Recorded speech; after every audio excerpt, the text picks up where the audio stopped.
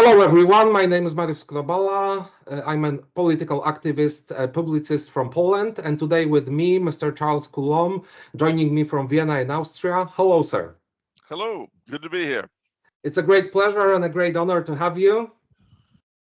Glad to be had here, as they say.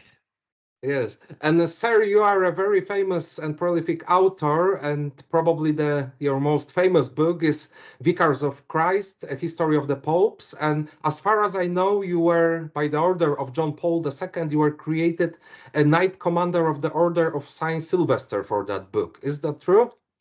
This is what they tell me. I can only go along with it. And your most recent one was the biography of Blessed Charles of Austria, yes? Correct, yes. I've just completed one on his wife, Empress Zita, and I'm working on a collection of their son, Archduke Otto's writings about the United States.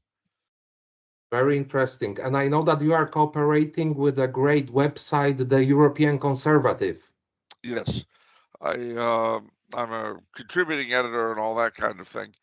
And also I write for Catholicism.org, for Crisis Magazine, for 1 Peter 5, and I have my own podcast called Off the Menu on the Tumblr House YouTube channel. So we urge everyone to join those channels, and I urge everyone to read the European Conservative because they have a lot of very interesting texts. And sir, you are a fierce monarchist, so I would like to talk to you about monarchy in general and history of the old Europe. Because in my opinion, the greatness of the European civilization was created by three institutions, that is the Catholic Church, the monarchies of Europe, and the aristocracy.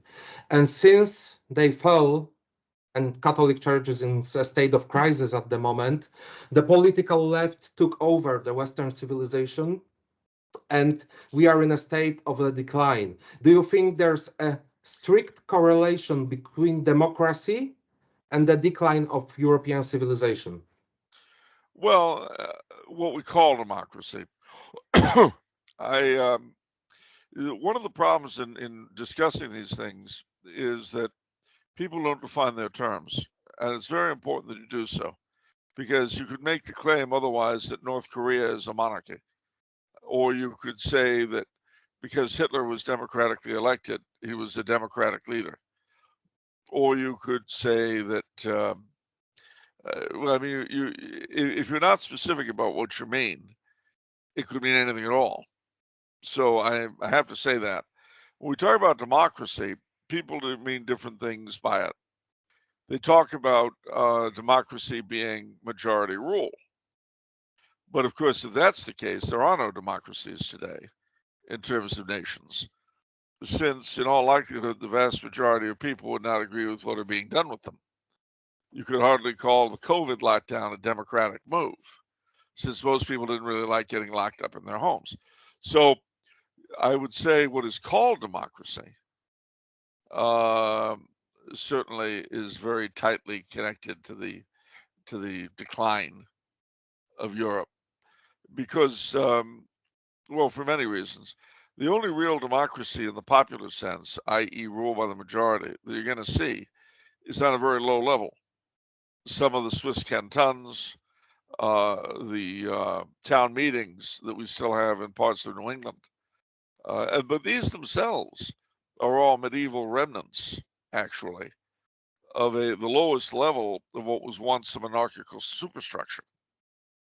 I mean, these little, and there were others in the Middle Ages, these little popular republics were part of a larger monarchical whole. They could tolerate differences, you see, in different areas. So that's part of the problem. It's like an old Central European said to me once when I asked him if he, back home, I asked him if he was a Democrat or a Republican. And he said, well, I can't very well be a Republican because I'm a monarchist. I can't be a Democrat because I don't believe in democracy. And I said, are you against it? He said, oh, no, certainly not. But I'm not against the tooth fairy either. So democracy It's not that democracy as we conceive of it is wrong, it's that it doesn't exist. What you have is a strange combination. You know, in the Middle Ages and before, they used to say there were three kinds of good government, each of which had a bad shadow. So monarchy was the shadow version, ruled by the one man, usually hereditary, not always. Monarchy, the evil shadow was tyranny or despotism. Aristocracy, ruled by the best, the evil shadow was oligarchy. And then polity, which was ruled by the majority of the stakeholders, that is to say, property owners, taxpayers, veterans, in other words, people who contributed to society. Not everybody and anybody, but those who had actually had a stake. And then the evil twin of that was what they called democracy, which was mob rule. Well, they then claimed that the best sort of government that could exist would be a mixed government that employed the best of monarchy, aristocracy, and polity. And the medieval writers saw this in what were called the estates: the king, the nobility, the church, and the commons. That they varied in exact shape and who was in them and all that, but that was the basic notion. Well, in our day, my little joke is we've done something that neither Aquinas nor Aristotle had thought of, which was mixed government of the three bad kinds. They never talked about having a government that mixed together tyranny, oligarchy, and mob rule, democracy. Usually used as a threat. You see, if anybody gets out of line, the mob's used on them. Oligarchy, because of course, very few people who aren't already in the ruling set can get into it. And then lastly, but not leastly, tyranny, despotism, because only a few at the top have real power. And what characterized evil government against good in the minds of the old writers was whether they were interested in the common good or just themselves. And I think we know what the answer to that is about what we have today. Yes, when we talk about the definition of democracy, it was always defined as the rule of the majority or the masses, and the staunch critics were using the term mob rule, as you said before. Yeah. But Plato wrote that democracy always turns itself into rule of tyranny. Don't you think that we are at this level at the moment? Yes, because I mean, you know yourself in everyday life, if you have a committee to do anything, a few voices on the committee become dominant. Mhm. And then sooner or later, one of them is the one who makes the real decisions. And you know, a big part of everyday life is today is the pretense of getting everyone together and asking everyone's opinion as though it matters. The synod of synodality is a good example of that, but you can see it in civil life. You know, you can see it in business. I want everyone's input. Well, yeah, but I'm going to do whatever I want to. Mhm. I don't say that. I say, well, you know, everyone's going to be consulted. Everyone has a place at the table. But of course, at the end of the day, everyone can say whatever they like. The decisions will be made. In my opinion, the greatest problem with democracy is that the majority doesn't have enough knowledge about the political system, and it's very easy for the demagogues to trick it Yeah. into voting for someone, and we see it all the time. Well, you see, they can't. And also bear in mind, and I've seen this just in my own lifetime, bear in mind that if you're going to have that kind of a system with any kind of success, you have to have an educated electorate. They have to know something about something. But we're in a period where people know less and less about less and less. History isn't taught, literature isn't taught, civics aren't taught. And one of the interesting experiences I've had in taking Latin and Greek in recent years is to see how the vocabulary of college students has shrunk since my day.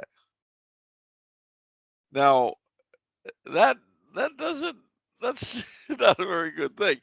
I mean, it apart from feeling like you're trapped in 1984, that aside, um,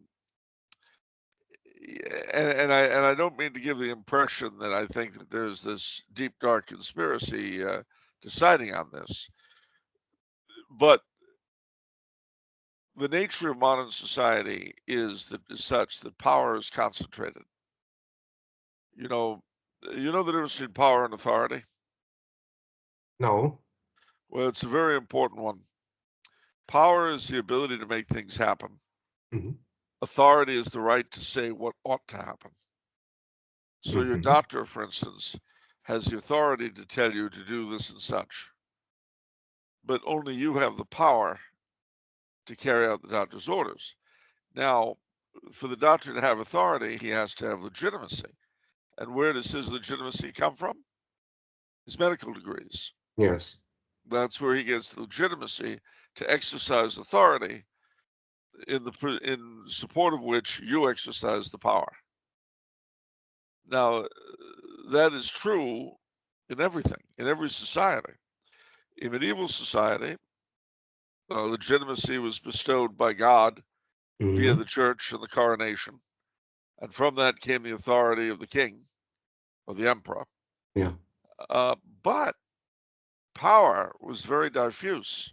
The nobility had some, the church had some, the guilds had some, the cities had some, the provinces had some, even the peasants had some. We like to imagine the serfs as being totally out of it. That's actually not quite true.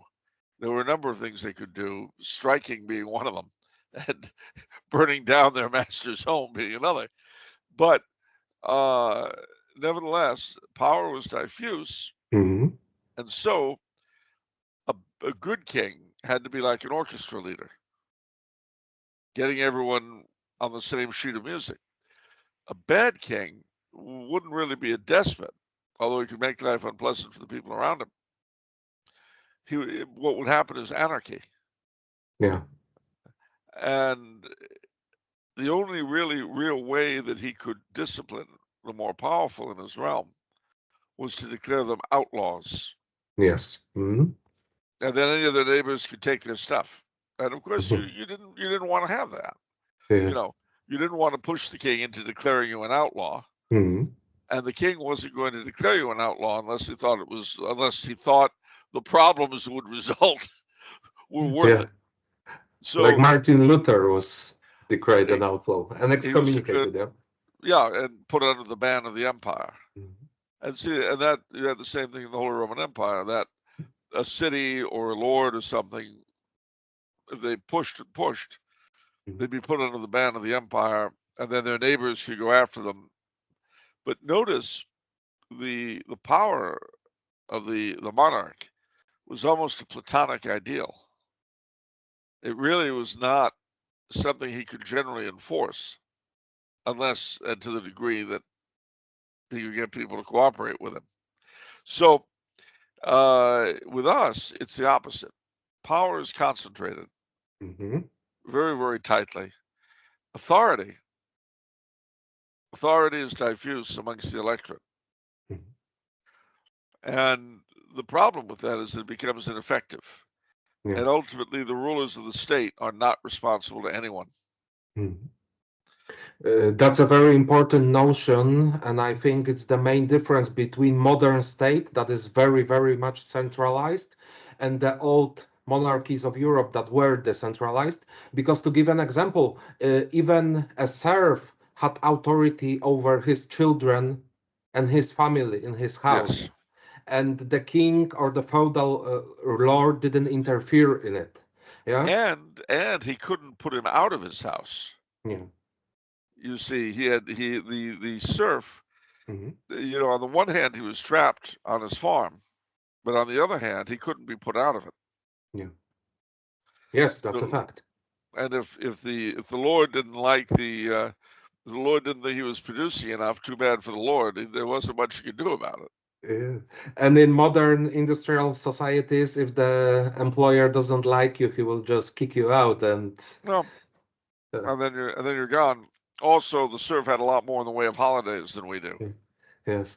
But I think the main problem with democracy is that the liberal democratic state themselves, they attack authority, the notion of authority. They do. And the gut of democratic liberal states is individual and what he wants to do with his life. He can do whatever he wants on the personal level, yeah? He can, unless he breaks the pattern. Mm-hmm. See, and this is the interesting thing. In the immortal words of Aldous Huxley in Yeah. Animal Farm, Yeah. all animals are equal, but some are more equal than others. George Orwell, yeah? No, that was Huxley. Okay. Animal Farm. All animals are equal, but some are Mhm. more equal than others. Yeah. Although it could really fit into 1984. Mhm. The biggest difference between their two dystopias. Oh no, I'm sorry. It was Orwell and Animal Farm. Yes, You're right. Huxley wrote Brave New World. Yes. Orwell wrote 1984 and And The Animal Farm. Yeah. exactly. And of Yeah. course, the funny thing, you know, when you compare the two of them, the worlds they created, they looked at are very, very similar to the Mhm. world we live in. Huxley got it right about the population being controlled through the excess of sex, etc. Yes. There, Orwell was dead wrong. But where Orwell was completely correct was about the manipulation of language. Yeah. Mhm. And you know, one of my favorite lines from 1984 is the chocolate ration will be increased from Mhm. 2 grams to 1. Great example, yeah. Which, I mean, that sort of epitomizes modern government, you know. Yeah. And you're like, huh, what?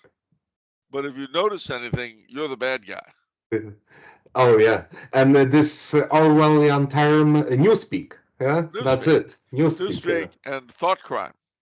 Yeah, thought crime. Yeah. When they first started coming up 30 or 40 years ago, 30 years ago anyway, with the notion of hate crime, Mhm. that was my first thought, was 1984. And later on, they've come up now with hate fact. Yeah. Hate Yeah. fact is something that's true, but it shouldn't be. And if you know it, you're bad. Yes. So one of my favorite example, you know that the Europeans bought the slaves on the African coast, right? Yes, of course. Who sold them? The native population of Hate Africa. crime. Oh, sorry, hate fact. Hate fact. Hate fact. Yes. Hate Yes. fact. Yeah.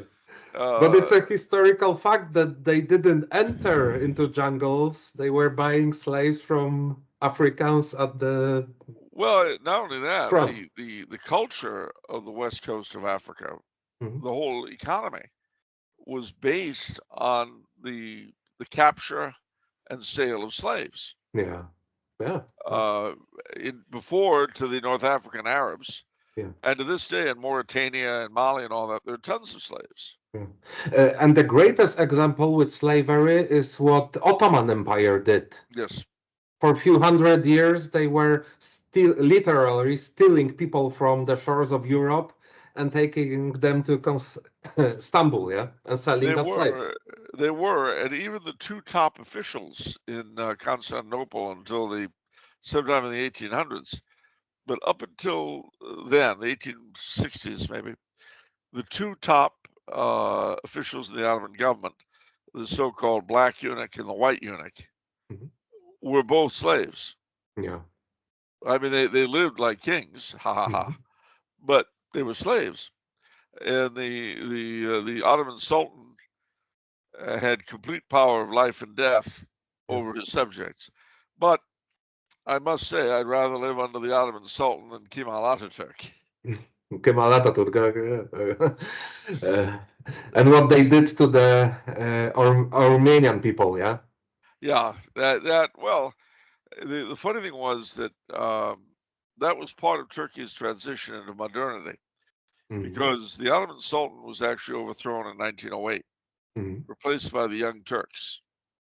And it was the Young Turks who, not that there had not been persecutions before, but nothing like so methodical as what the Young Turks did during World War One, because they were very modern people, and with modern efficiency, they slaughtered.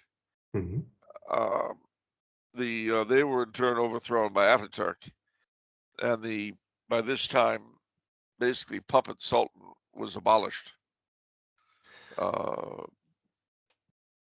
Sad story. Yeah, but going back to Orwell, I think we are witnessing on our own eyes that we are living in a world that he described, and we've seen it recently in the United Kingdom after the riots, when they are jailing people for 2-3 years for memes on Facebook. Yeah. Yeah, I mean, secure stormtrooper. Yeah. When people talk about the neo-Nazis, they don't have to look any further than their own prime ministers and chancellors. Yes, And that's a fact. Huh? the proof of the pudding, you'll see in Central Europe, in Germany and Austria.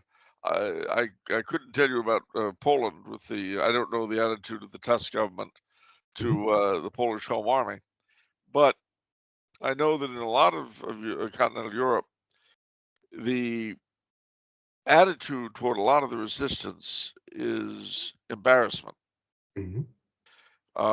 People like Stauffenberg in Germany and Zester Spitzenberg and Father Meyer here in Austria, because so many of these people were Catholics, or at least Christians, and monarchists. And they opposed Hitler because of that. Yes. And so the current regimes, which have so much more in common with Hitler in terms of first principles, I mean, obviously they don't have the same Jewish problem he had, but they're pro-abortion, they're pro-euthanasia, they're pro-animal rights, they're green, everything Hitler was. If he were alive today and could cure himself of his Jewish problem, I guarantee you he'd be in a coalition government in Germany or Austria or France. Yeah, I'm always saying that modern governments are mixing the old style fascism with communism, centralized power. Well, they come from the same root. I mean, Nazism, like fascism, was really in origin a movement of the left. Yes. Brown-shirted Bolsheviks was the phrase people used for the Nazis, and it was quite true. Or in the immortal words of Karl Renner, the first socialist chancellor of Austria, when he was delivering his country to the Nazis, having betrayed his emperor in 1918, he sold his country 20 years later to the Germans, to the Nazis, and then would sell out to Stalin in 1945. So he was an all-purpose sellout. He was for treason, he was tops. But he said to the Nazis, "You are National Socialists. We are International Socialists. We are brothers." Yes. Well, he was right.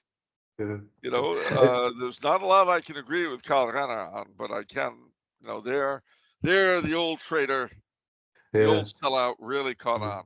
Yeah. And, as a result, the great heroes of the resistance are an embarrassment to the current regimes. Yeah. Now, looking at Poland, this is one of the difficult things about the World War II story. You had a lot of heroes of the Polish Home Army fighting the Germans and then the Soviets, as you did in Lithuania and Ukraine. But sometimes they'd go after each other just as harshly. Yes. And that, everybody, now mind you, we French Canadians, we've got a big chip on our shoulders, and I know all about that. We have our martyrs, and isn't it terrible what was done to us? But one thing I've noticed in studying my history, my group, that group, isn't it funny how often their heroes made my martyrs and my heroes made their martyrs? Yes. We're not supposed to remember that, but we have to Yes. remember it because each country in Europe today, and especially in Central Europe, faces a common enemy, two common enemies, really. Mhm. And their national hatreds have to be overcome. Mhm. And a lot of that means forgiveness. I mean, you've got to look at your people who were done in by them. They have to look at their people who were done in by you Mhm. and say, yeah, it was terrible, it was awful. But that was 70 years ago. We both Yeah. claim to be Christian. Christ demands that we forgive each other. Now let's deal with what's going on now. Yes. I completely agree with you, and we have to think also about the fact that we have a demographical crisis in the West, in Europe and Huge. United States. Yeah. So don't you think that in some way we are repeating what happened at the end of the Roman Empire? Because it was exactly the same. The Romans also had a demographical crisis. They were dying out, and there was a huge inflow of barbaric tribes from Central Asia. Yeah? Don't you think that in some way we are repeating it now Uh, in West? in a matter of speaking, yes. And I think that we forget how I think we forget how the same errors can be made again and again and again. And the problem is, how do we fight the enemy without becoming like him? Mhm. So in other words, for instance, the temptation, let's say that the Islamic threat becomes worse and that the radical Muslims just start going crazy. Mhm. The temptation to go after them all in similar fashion will be huge. But one has to try to avoid it because, as is true of any time, any place, the vast majority, the Muslims Yeah. in Europe, are not really interested in setting things on fire. Mhm. Uh, they're a problem to the degree that they won't assimilate. Mhm.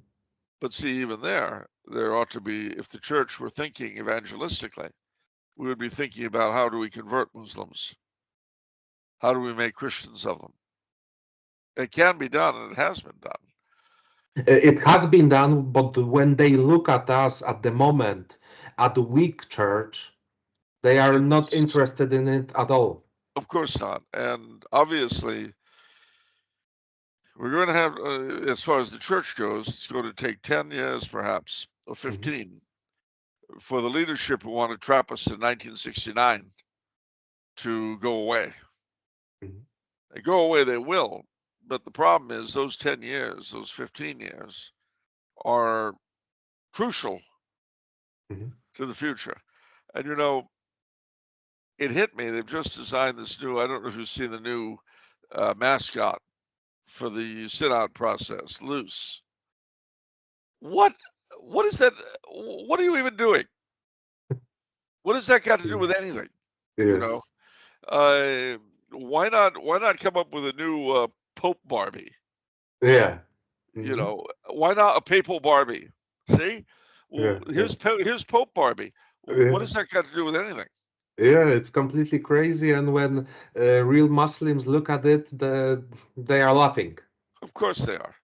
Uh, And you do not convert people by living down to their lowest stereotype of you. yes. And it's the same with the Orthodox. You know, Mhm. although it's funny. You know, the Orthodox always look at us as this papal dictatorship, Mhm. and we look at them as this utter anarchy. Yeah. Right now, both sides, it seems, have tried to live down to the stupidest possible Yeah. Yeah. Yeah. stereotype of the other. Yeah. We have a Holy Father who thinks that he can change anything by burping. Yeah. They, on the other hand, I mean, they've got so many schisms now and no means of ending them. Nobody can end the schism between Moscow and Constantinople, Yeah. at least no one in the Orthodox world. This would be perfect for a pope to intervene in. Yeah. As contrariwise, a pope who didn't think that, I mean, I have to admit, it was funny when he got rid of the title Vicar of Christ. Yes. I was asked, well, why did he do that? And I said, oh, he's tired of playing second fiddle to some old Jew. Why this personality cult about this guy from Palestine? I'm here, me. Yeah. And you'll notice whenever there's a lull in the news about him, Mhm. he has to say something exciting. Yeah. He's got to get the attention, you see. To get the masses excited, yeah. Yeah, and they get excited, and people like you and me are like, what do you even think? Yeah. But he himself said, and I quote, he told La Nación in Buenos Aires, the Holy Ghost has given me the gift of unawareness. I haven't And I heard read of that, and I said, well, he did the same for me too, but I try to hide it. I don't want anyone to know just how completely out to lunch I am. But it seems that this process of synodality is in fact a process of democratization of the church. Except it's not, because the orders will still come from on high. Yeah. See, again, it's the mouth, Mhm. the yapping, and all sound and fury signifying nothing. So Because, maybe the democracy is an utopia, and in fact, you always have some kind of tyrant at the top. of course you do. The problem is when you pretend you don't. Yeah. When you pretend you don't, Mhm. that's when you have the real oppression. Mhm. I remember during the 70s when I was a boy, and a teenager, we used to say that in America we have representative democracy. Yeah. In the Soviet bloc, they have people's democracy. Yeah. And Idi Amin called cannibalism nutritional democracy. So, democracy is what you need it to be. Idi Amin was a very interesting person. Yes. He sure was, and by his own lights, a democratic ruler. But you hear again in church and state all of this mouthing around, and nobody will look at the demographic problem. Yeah. No one will look at the decline everywhere in standards. Mhm. And again, it's a decline. That decline doesn't bother those in charge Mhm. because an ignorant people are an easily ruled one. Mhm. So it's not.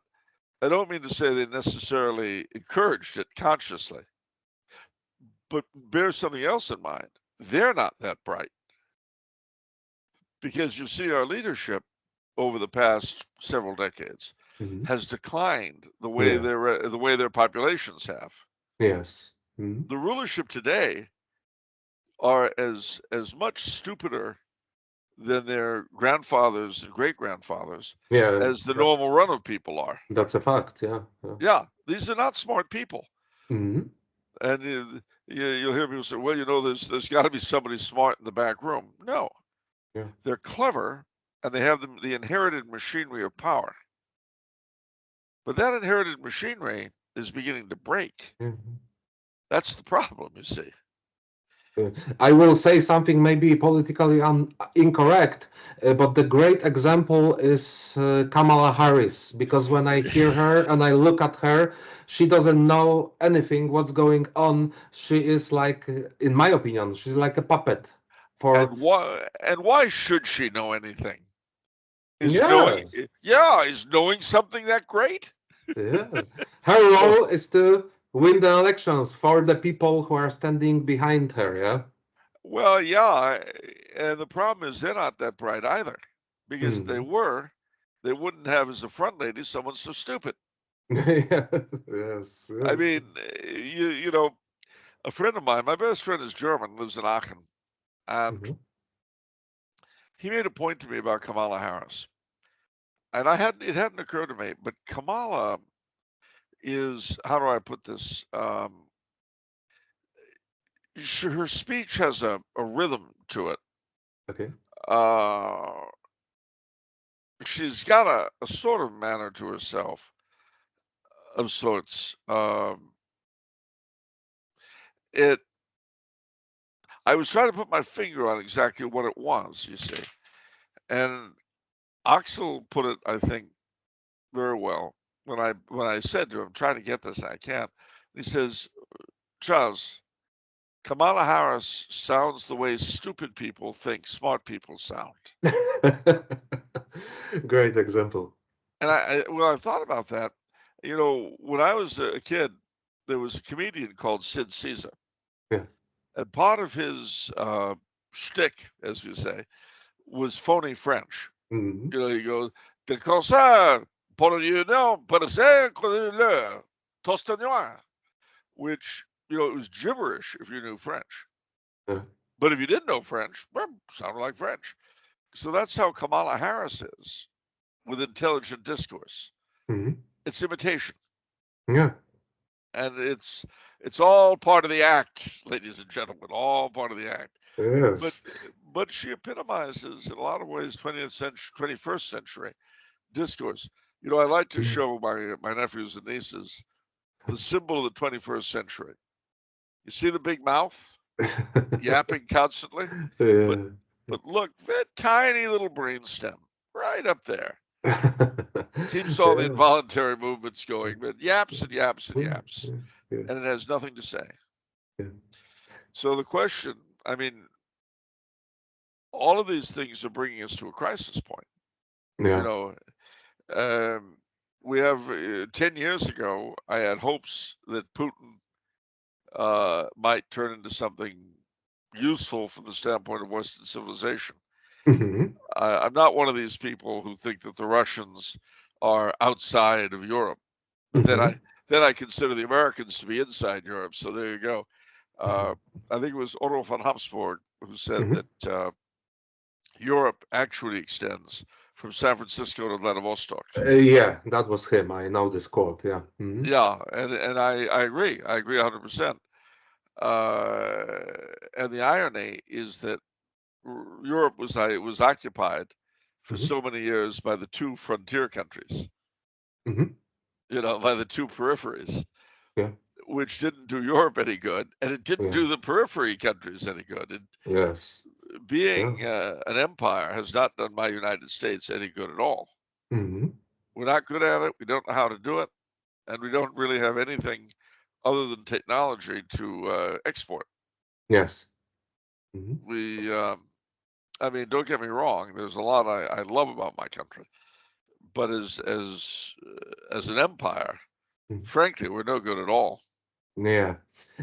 Some people in Europe and also here in Poland say that US imperialism is strictly democratic imperialism, like we've seen in the Middle East when they tried to create democracies there, Yeah, and it turned out to be a terrible catastrophe. it does indeed. And mind you, we've been doing this for a long time. 1898, we went to war with Spain over Mhm. Cuba, Yeah.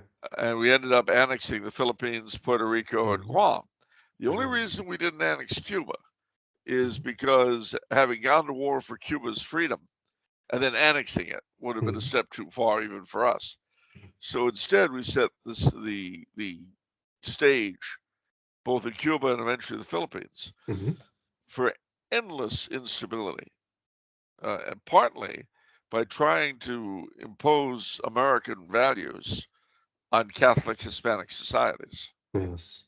which messed up the Philippines horribly, Mhm. and it messed up Cuba. There's a reason communism didn't last long in Latin America outside Cuba, and that's because, in a sense, the road for it was paved through the American occupation and Yeah. attempts at restructuring Cuban society. Uh, Beyond that, the 1914-1918 war, I mean, Woodrow Wilson's intervention was horrible, Mhm. absolutely catastrophic, and it paved the way for Hitler in the Second War. Yes. Then our Mr. Roosevelt at Yalta gives Central Europe to Russia, to the Mhm. Soviet Union. Yeah. Yeah. I shouldn't have to tell a Pole how that resulted, but it Yeah. wasn't optimal. And some monarchists here in Poland blame the US for the destruction of European monarchies after the First World War. Yeah. No, they're absolutely correct. And after the second, you know, we were the ones who intervened in the. We intervened. How do I put it? Not strategically. Gosh, I'm losing my language. We're our intervention in the Italian referendum on the monarchy was just enough to push it over on the other side. It was rigged, and it was rigged with our help. And then, if that weren't bad enough, we greased this. We participated in the overthrow of King Farouk in Egypt, of King Faisal in Iraq in '58. And then, most wonderfully, in the immortal words of Richard Nixon, we greased the skids for the Shah of Iran, and that was a gift that's kept on giving. Now, you would think maybe in all of this we would have somehow learned from this. Fortunately, we didn't. So, 1992, the Soviet Union falls. You would think that the first order of business in Bulgaria and Romania would have been restoring King Michael and King Simeon as the symbols of the last non-communist government. Well, you would think that. But our Mr. Bush Sr. vetoed both attempts on the part of those governments. Then, when we've got our big fight with Serbia in '99, it's pointed out to Madeleine Albright that the then largest opposition to Milosevic were the monarchists. And her response to the State Department official who pointed this out was, "We don't do kings." Yes, I know this quote. It's very famous. Famous quote. And then I thought to myself when she said it, "No, but your boss will do anything else that moves in D.C." I didn't say it though because I was a nice person. But the most recent and most damning example of this was shortly after the invasion of Afghanistan. When the lawyer Jirga convened, they were going to restore King Zahir Shah, which is the only way that thing could have been pulled together. Our Mr. Bush Jr.'s personal envoy vetoes it on television. So the whole of Afghanistan can see this. Well, after that, I knew we couldn't win because there was no way they would think that Barzai was anything but a puppet. There was no way around it. So, I mean, I'm sure it did a great deal for the king's personal popularity, but that didn't help, help at all. Now, in looking at this over a century of stupid, if you do the same thing over and over again and keep expecting a good outcome, and you keep getting the same explosion in your face, that's called insanity. And the thing I tell people in Europe, if you want to love the United States, come visit and take a long road trip. You will be convinced that ours is the greatest country in the world with the nicest people and the most wonderful place imaginable. If you want to hate my country, study the history of our foreign policy. And what you will see, I haven't even touched on what we did in Latin America in terms of going after Catholic influence there, but it's pretty brutal. The disconnect between the average American and what his government does in his name has always been huge. And that, you see, in a sense, points up the problem with democracy, quote unquote. Has my government ever done anything overseas that I've agreed with? Virtually nothing. I mean, part of the problem is that America has often conceived of itself as a sort of religion and not as a country. And we have an obligation to expand that faith to everybody. Mr. Bush Jr. What is that faith? Isn't it some version of democracy to spread it all over the world? It is. I mean, that's what it's become. in its origin, it's a sort of secularized Calvinism. I mean, to understand this, I've got to take you back to the very roots of my country. Now, you'll be aware that Calvinism had several important doctrines with political repercussions. One was, of course, radical predestination. God has chosen certain individuals and certain peoples for salvation. And there's nothing they can do about it. I mean, if you're predestined to salvation, even your sins can't really be held against you.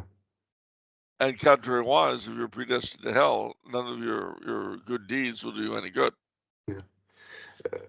I know this idea, and it's always been so absurd to me because it doesn't matter what you do. So you can do evil things and still.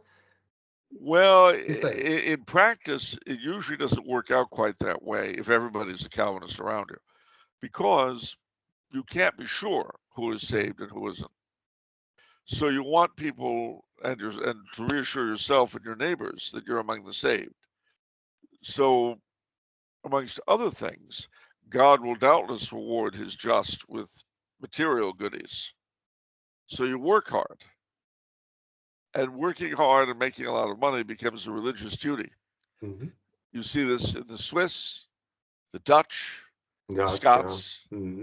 Wherever people are Calvinists, there's this heavy push. And it's not simply for the money itself. It's not just greed. It's a way of affirming yourself as a good person. And of showing everyone else that you're good. So to answer your question, yes, in theory, you'd be able to do anything you want.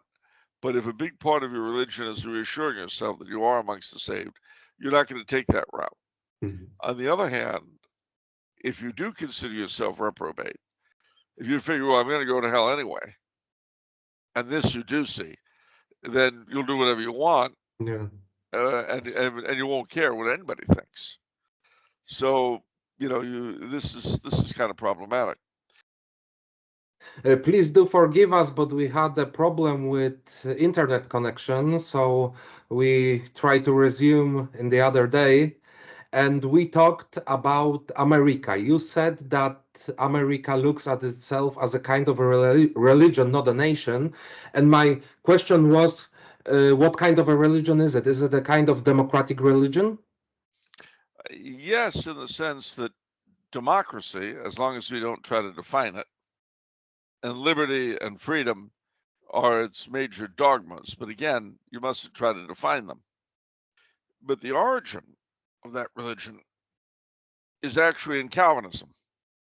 You have to look at it as a secularized Calvinism, wherein Calvinist peoples tend to radically identify with the children of Israel in the Old Testament. You see this with the Afrikaners, you see it with the Ulster Scots, you saw it with our Puritans. And they interpret their history in the light of the Old Testament. So they had the period of Babylonian Egyptian captivity. For the Ulster Scots, it was in England and Scotland. For the South Africans, it was of the Afrikaners, it was the British occupation of the Cape. And for the Puritans, it was, well, living in England. Then you have the Exodus, the trip across the sea, or the Great Trek for the Afrikaners. And then the chosen people find themselves in the land of Canaan, promised them, surrounded by Canaanites. And you know how you have to deal with Canaanites. So what has remained to us from that is this sense of being an ennobled people, a people chosen by God. Only rather than being chosen for religious purposes, it's to spread freedom and democracy and liberty and stuff. And that is, supposedly our reason for being. We have other elements of Calvinism, secular Calvinism, come down to us, the so-called Puritan work ethic. You can't know if you're one of the saved for sure, but God will reward you with worldly triumph and worldly benefits. Now, of course, the downside of this is that if you're ever defeated, you fall apart, which we saw happen to the Afrikaners in South Africa. God is no longer on their side, so poof. And with Americans, something similar has happened. Not with all Americans, of course, but it's from this that you get wokery, which is, I think, the flip side of American exceptionalism. And by that I mean, and as you saw with Calvinism, actual Calvinism in New England, when it died, it flipped into Unitarianism. Mm-hmm. Well, wokery is a bit like Unitarianism in the sense that it's the opposite, but yet the same. Instead of being the last best hope of mankind, the shining city on the hill, we become the worst nation that ever existed, founded in slavery and founded in genocide and built on slavery. Well, of course, neither of those are actually true. We're a country, and we have a history, and some of it's good and some of it's bad. That's the reality. But I think there's no country in the world that has a pure history. No, of course not. Yeah, it's like the slavery we talked about before and the Ottoman Empire. Yeah, and again, if you sit down Croats and Serbs, or Irish and English, or Poles, Ukrainians, Lithuanians, and Belarusians, or anybody you want with a long mutual history, everybody can point to what they did to me. Yeah. Then obviously I won't point to what I did to them. Yes. we don't talk about. But the fact that people have committed terrible crimes in the name of my country or his country or his country or his country does not mean that I or he or he or he should be any less proud of their nation and their people. What it does mean is that they have to accept the fact that that's the way everybody else feels about their country, or should. So, as an American, I know that we were partially defeated when we tried to annex Canada, and we did annex a third of Mexico. Yeah. Well, okay. Does that mean I should hate Canada or Mexico? No. Does it mean I should love my country any the less? No. Does it mean I should want to pick a fight with Canada or Mexico? No. Yeah. I should be happy that Mexico is Mexico and Canada is Canada, Yeah. and that the mutual history we have is not just about war and hatred. We also exchange some pretty good things as well. So, but the problem for Americans is that a patriotism that is not based on this quasi-religious adulation of the country or denigration of it is impossible for a lot of my countrymen.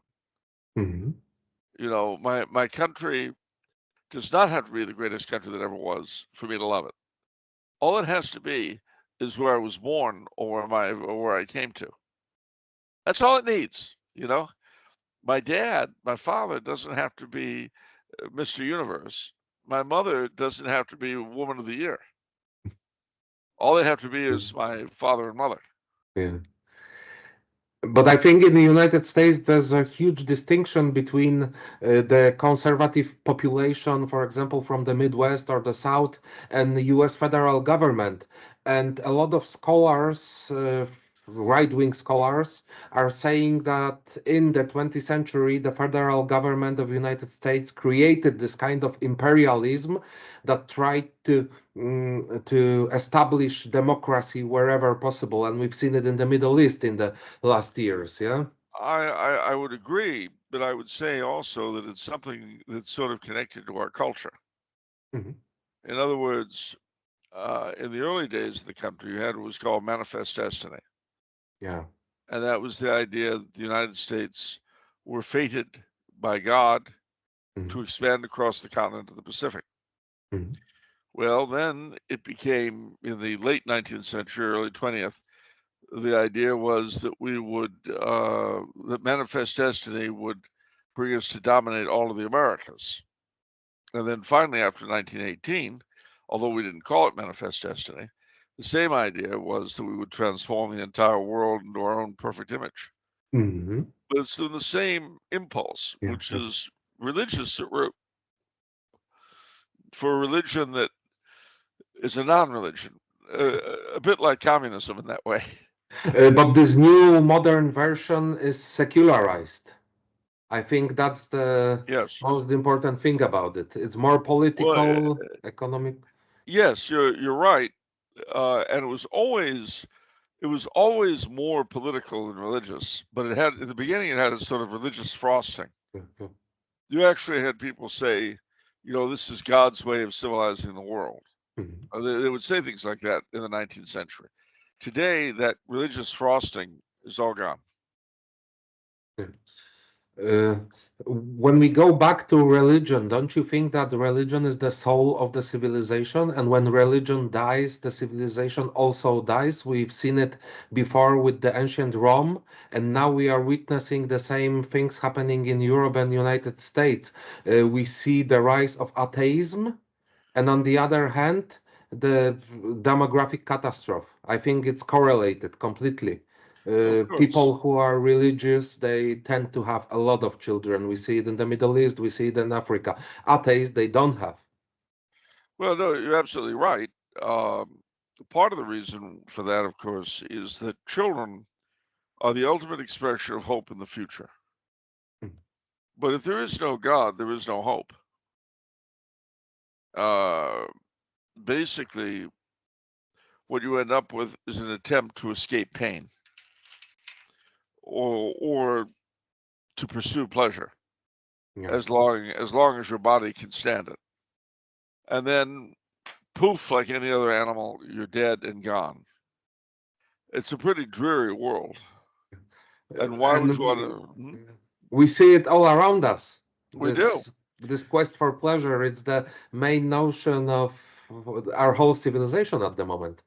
That's because our civilization is dominated by the atheist idea. And, it's, mind you, this dovetails a lot of things going on at once. I mean, if a single historical development had been different, the present would be different. Mhm. But the world wars and the damage they did to Europe and the European idea, to the Catholic idea, the Catholic Church, um, the damage that the communist revolutions did to Russia and Central Europe, the damage that, well, I mean, I could go on and on. You had Yeah. all these different things, and they've all come down together Yeah. into this, well, to where we are now. Um, you know, you look at Russia, and you can see the terrible aggressor of the current conflict. But it's important to remember that she's a damaged country. The way Germany was a damaged country when the Nazis took over. And no, I'm not likening Putin to Hitler. My point is that when the people are really damaged, they'll follow anyone who seems to be able to get them out of the problem. I mean, that's how the United States were with Roosevelt, and that's how Italy was with Mussolini. Now, I'm not saying that Mussolini, Hitler, Roosevelt, and Stalin were all the same. What I'm saying is they answered the same need, you see. And Putin, in that sense, answered the need of a Russian population that was dispirited and had seen Russia's place as the second half of the diarchy collapse. That's hard. Um, so, I mean, all these things are understandable if you look at them historically. Yeah, and I think the big business from the West would like to see some kind of a puppet in place of Putin, so it could control Russia more easily. Well, indeed. And of course, Putin, he's, like the rest of us, he's his own worst enemy. And I think I think that he really felt that the Ukrainian thing would be very quick. Mm-hmm. And certainly President Biden did.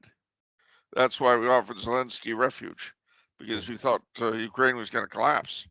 But when you think that, as with the Lithuanians, they fought on against the Soviets from 1945 to 58 and didn't expect to win, you don't want to play around with the people like that, because they don't know when to stop. I think Western aid or no, I don't think the Ukrainians will ever get Crimea and the Donbass back. But that being said, I think that trying to hold on to all of Ukraine would be impossible for the Russians. So sooner or later, and of course, the Western powers, including my own, will happily fight to the last Ukrainian. Yes. Not a problem. Unfortunately.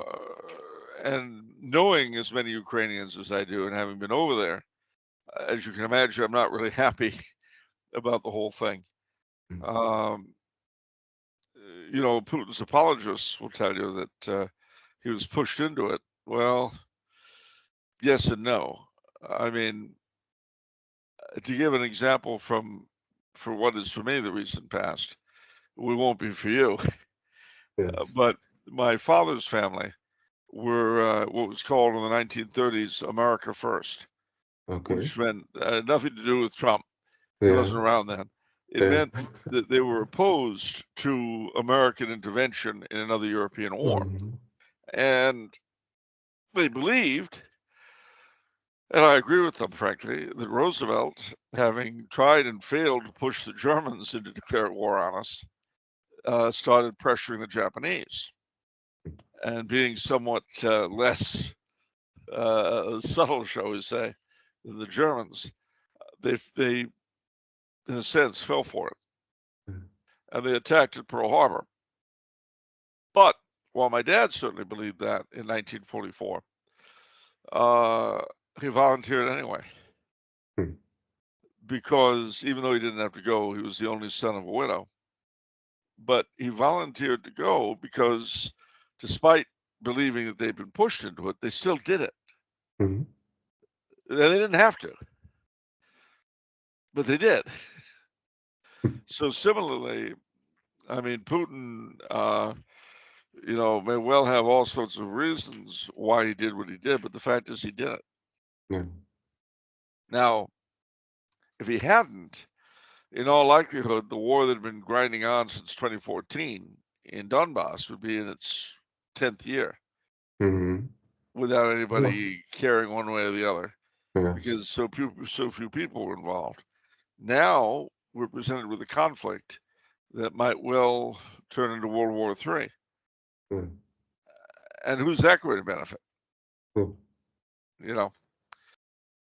And we're in a position too where if Kamala is reelected, I think our chances of getting into war with Russia over Ukraine will go up.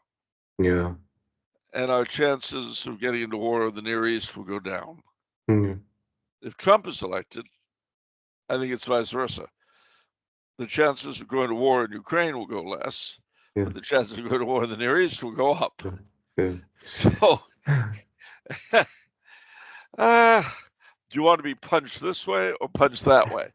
You get to choose, of course. That's democracy.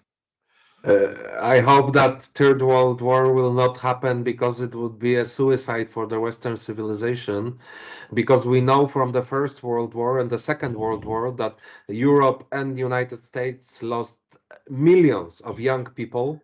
And our population would be much, much higher now, if not those stupid wars.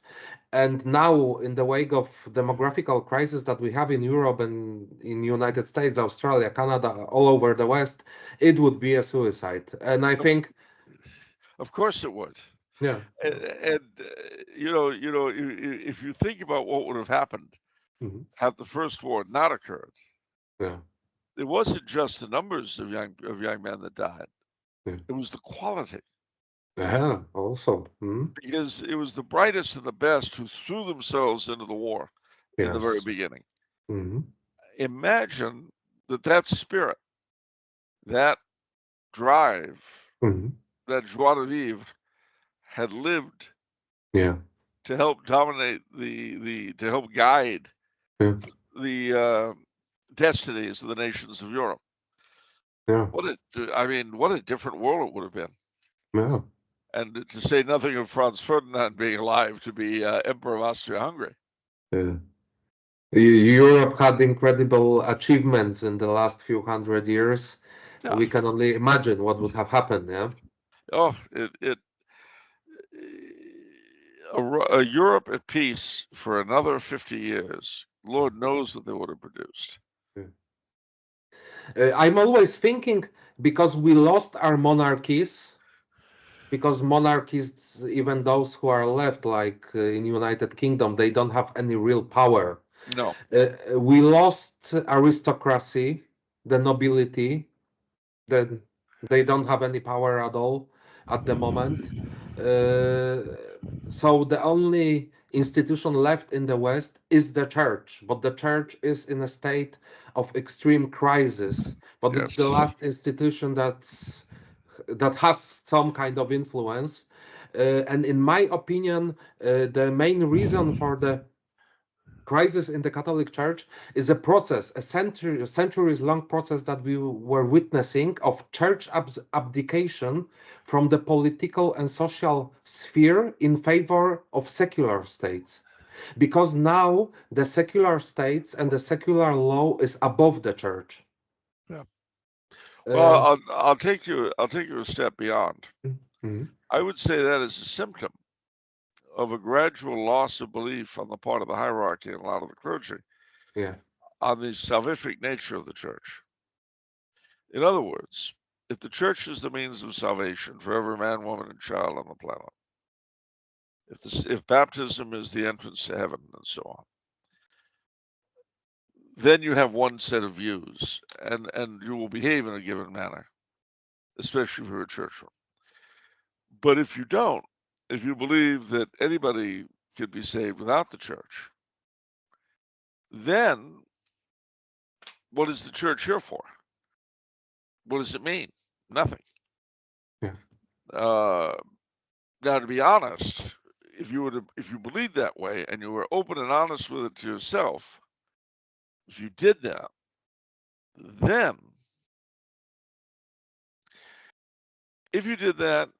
then you'd get a real job. So they're not. What they do is they adjust. They become social workers or social activists or psychologists or museum keepers Yeah. or patrons of the arts Mhm. or just God's bureaucrats. Yeah. You know, doing the job as it's described without any greater reference. Yeah. And that's what we have. Now, if the church is the divinely ordained means of salvation, if her sacraments are objectively necessary for everybody, that almost requires the church to try to convert the state. Mhm. And to say nothing of everybody she can get her hands on. Mhm. But if not, well, why is she here? Mhm. What's the point? Yeah. And in my opinion, this process started in the Middle Ages, and a great example is Philip the Fair, who destroyed the Templar order. And to be honest, in my opinion, it's a case where church bowed down to a monarch and allowed him to destroy one of the greatest medieval crusade orders. Yeah.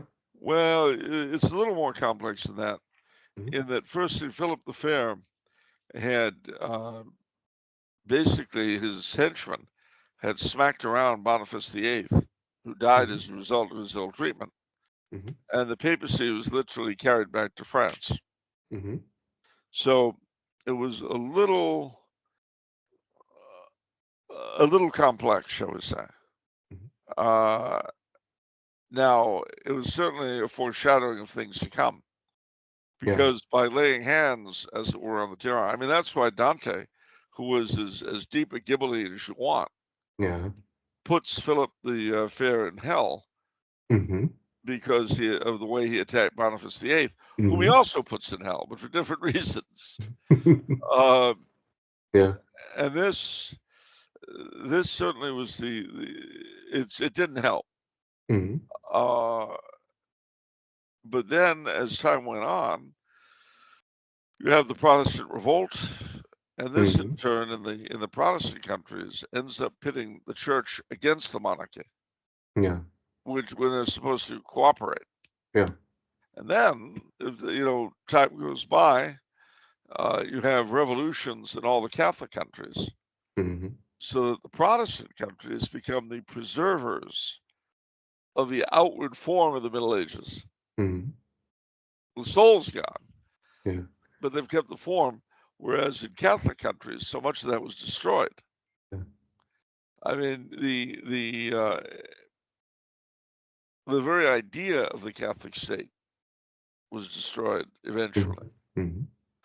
So you have, and then in with and under all of this, theologically, the church's self-vision becomes less and less important.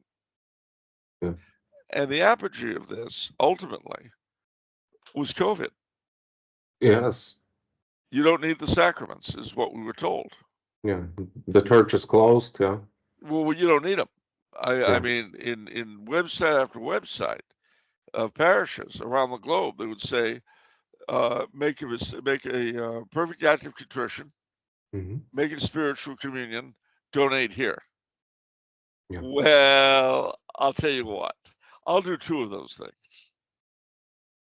The third, I'll make a spiritual donation.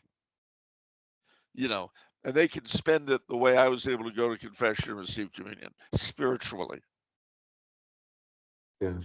So what you had a good chunk of the hierarchy tell you, just as the state had, the church is not necessary. Yes. The state kept abortion mills open, all essential services. But the church is not an essential service. It's like the Rotary Club. It's like Kiwanis. It's not important.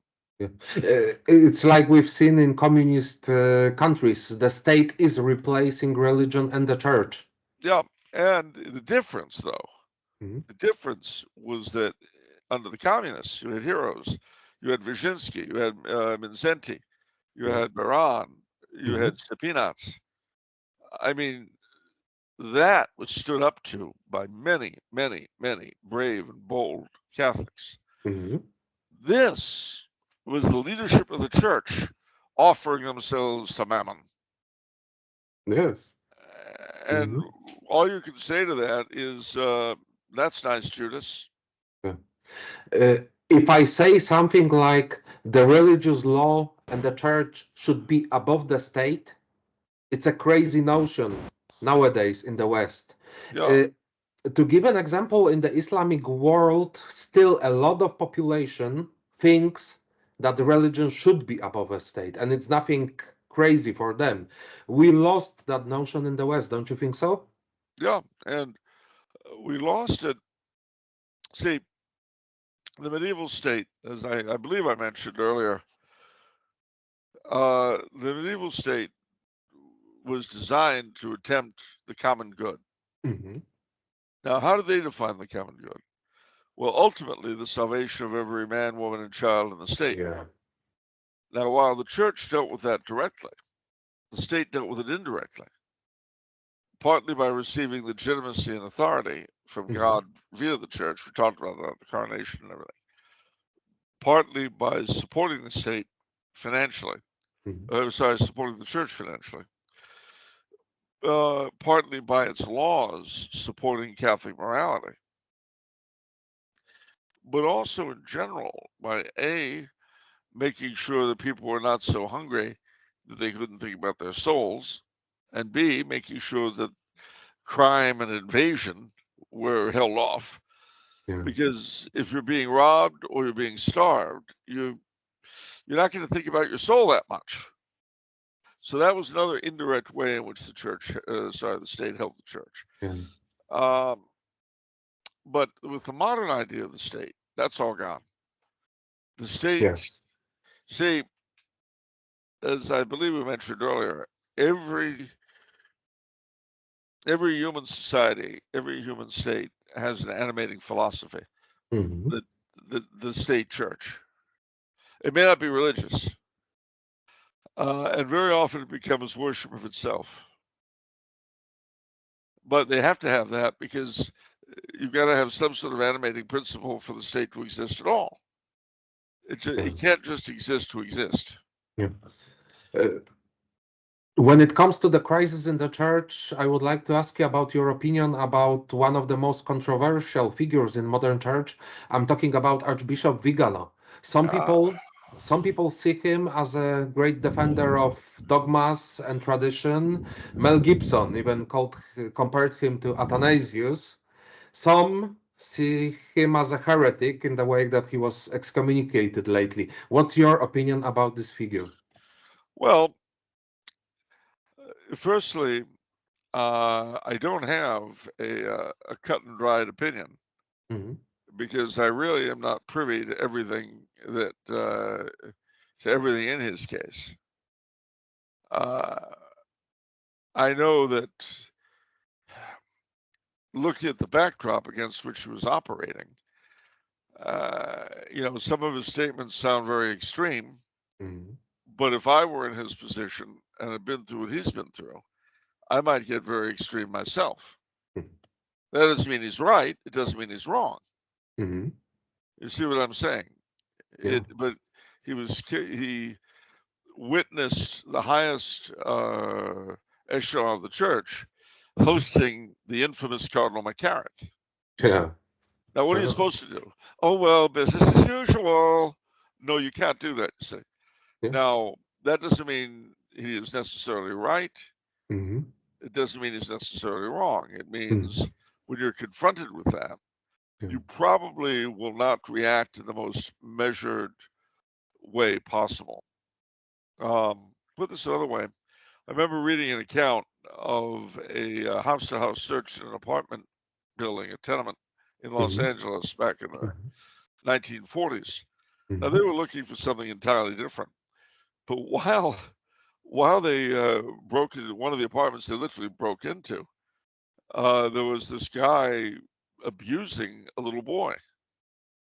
You know, well, that wasn't what they were there for.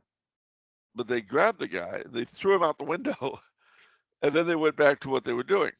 Mhm. Well, okay, I don't recommend throwing pedophiles out windows. All right, that's not really my point. Mhm. But you're under a lot of pressure, you're doing something, and suddenly you're confronted with this. What do you do? Yeah. It's obvious. Well, it's not really because I mean probably throwing the guy out the window wasn't the best thing.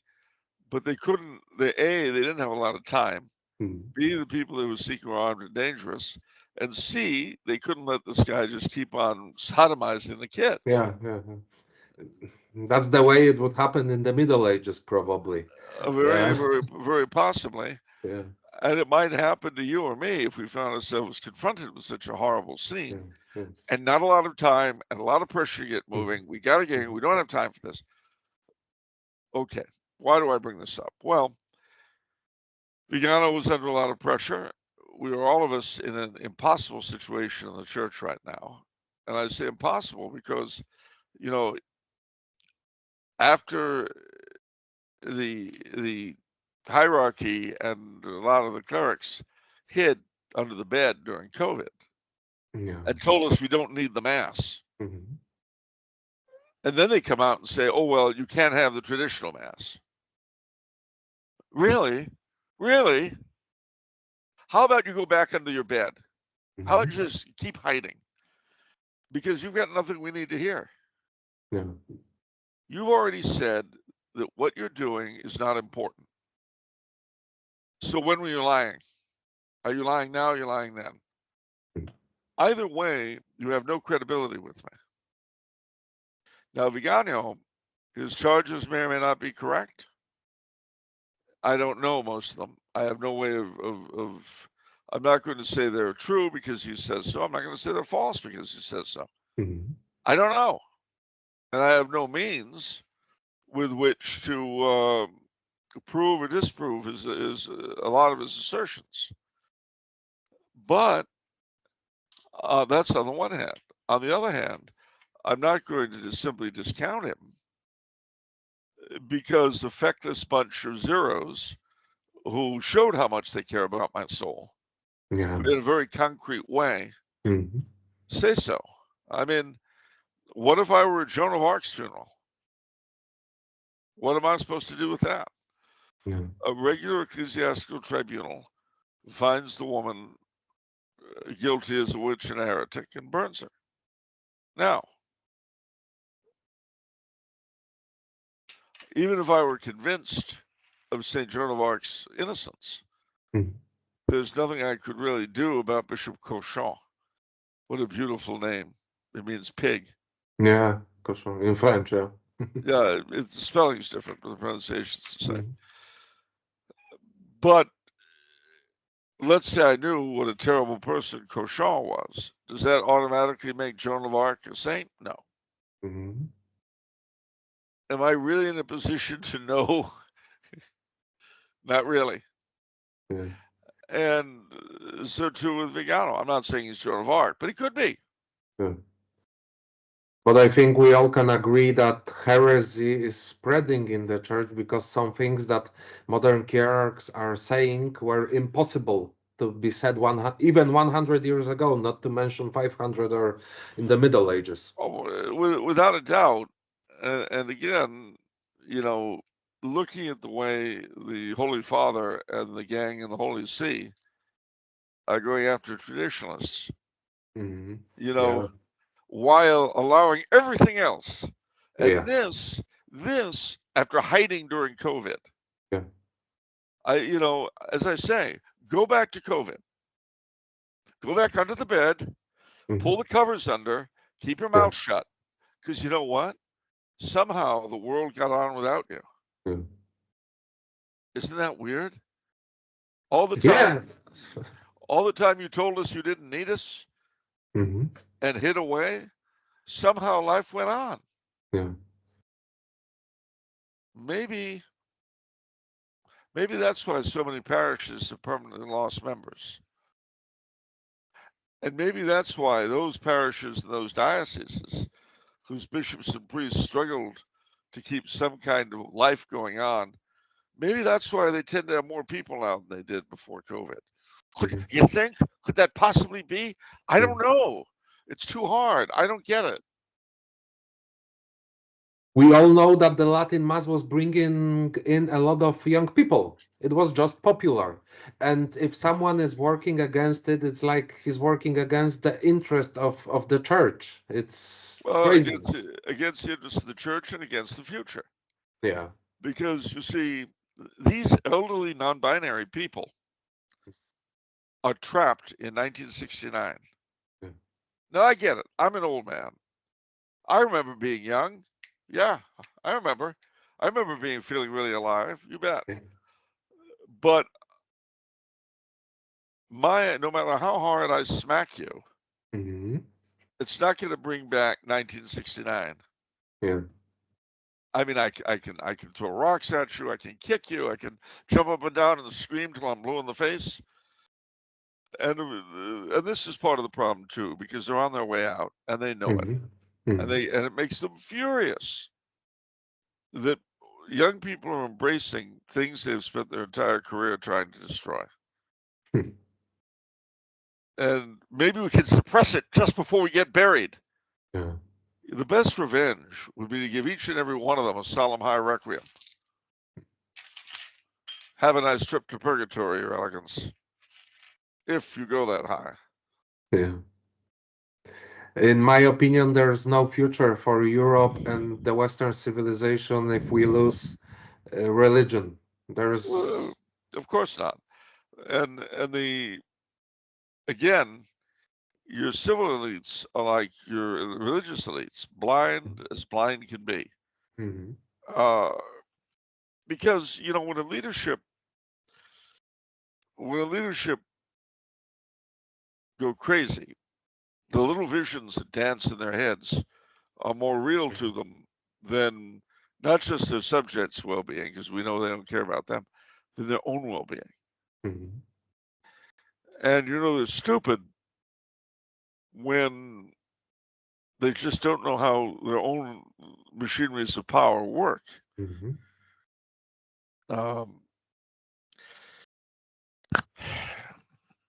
Stupidity in a leader is the marriage of arrogance and ignorance. Mhm. He doesn't know, but he doesn't need to know because he's on top. And if you know so much and you're so wonderful, how come you're not running the show like me, huh? Yeah, I didn't have an answer for that one, did you, pal? So, but again, a lot of this, if we're spared a third world war, and if these are not the last times, Mhm. then my suspicion is that things will get better, probably first in the church and then in the state. Mhm. How much better and what that will look like, I couldn't begin to tell you. Wow. I really don't know. Yeah. So I think we have a conclusion to our talk that there is no future and there is no culture and there is no civilization without religion. I think the biggest question of modernity is how to bring it back to the way it was before. Well, it will never be the way it was before per se, Mhm. but The you can have essence. something new Mhm. that is nevertheless based on the old. I mean, Charlemagne's empire of Mhm. 800 Yeah. was not the Western Empire of 476, Yes, or definitely. even or even Justinian's empire, Yeah. and yet you can still see the same thread that runs through them. The in a sense they were different empires, but in a real Mhm. sense they were the same one. Yeah. So the Catholic civilization that will emerge from the wreckage that we're living in will be a recognizable continuation, but it will also be something different. Yes. Like And it's happened after the fall of the ancient Rome. Yeah. Mhm. yeah, now I can't tell you how that'll be, Yeah. but I know it'll happen. I mean, and to be honest with you, I'm not happy to see the remnants of the old order vanish. I feel a lot like a Catholic citizen of the Roman Empire in the late 200s. Yeah. I know the empire is Mhm. doomed. I Mhm. know it's based on false premises. I know that. I Yeah. also know that as a Catholic, my obligation is to try to convert it and all that. And Yeah. I realize that too, and I know that if it does, something good will come out of it. But it's also the only order I know. I was born a Roman. Yeah. I've lived under the empire my whole life. And much as I know everything I've just said, it hurts like hell to see it crumbling. Yeah. I have exactly the same feeling living here in Europe. So I think the conclusion is to keep the faith. Yeah, it's That's all we the can best do. thing we can do. Mr. Coulombe, thank you very much for the talk. I wish you all the luck with future books, and I hope we will talk once more. Thank you very much. I hope so too. Polonia restituta. Thank you very much. You God bet. bless you. God bless you.